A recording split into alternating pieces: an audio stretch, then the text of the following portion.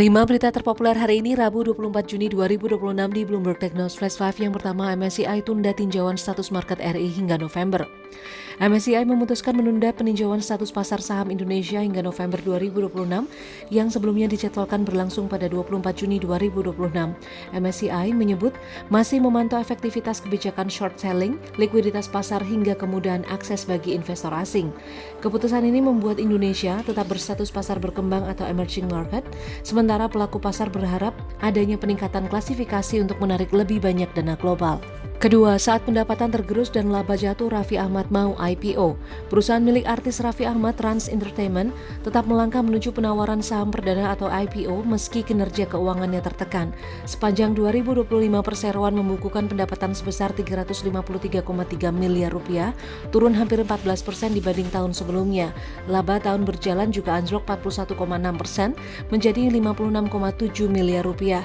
Meski demikian, manajemen menilai prospek bisnis media hiburan dan ekosistem digital masih menjanjikan. Dana hasil IPO akan digunakan untuk memperkuat ekspansi dan pengembangan usaha. Ketiga, harga minyak terus turun, kapal tanker bertambah lewati Hormuz.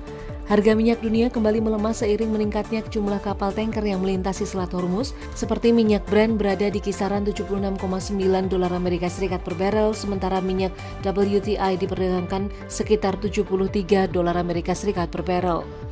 Bertambahnya pasokan yang bergerak melalui jalur pelayaran vital tersebut meredakan kekhawatiran gangguan distribusi minyak global, sementara ketegangan di Timur Tengah belum sepenuhnya mereda.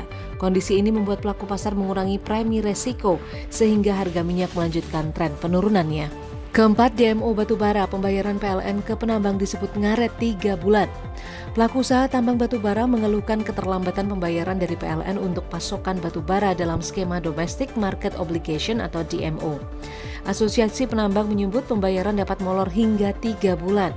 Kondisi tersebut dinilai mengganggu arus kas perusahaan, terutama bagi penambang skala kecil dan menengah. Pelaku industri berharap ada perbaikan mekanisme pembayaran agar kewajiban pasokan batubara untuk kebutuhan dalam negeri tidak membebani kondisi keuangan perusahaan. Kelima, usai KTT Swiss, Presiden Iran kunjungi Pakistan bahas kerjasama. Setelah menghadiri pertemuan tingkat tinggi di Swiss, Presiden Iran melanjutkan kunjungannya ke Pakistan untuk membahas penguatan kerjasama bilateral. Kedua negara disebut akan mendiskusikan peningkatan perdagangan, energi hingga keamanan kawasan perbatasan. Kunjungan ini berlangsung di tengah upaya Iran memperluas hubungan ekonomi dan memperkuat posisi diplomatiknya di kawasan Asia Selatan. Langkah tersebut dinilai penting untuk mendukung stabilitas dan kerjasama regional.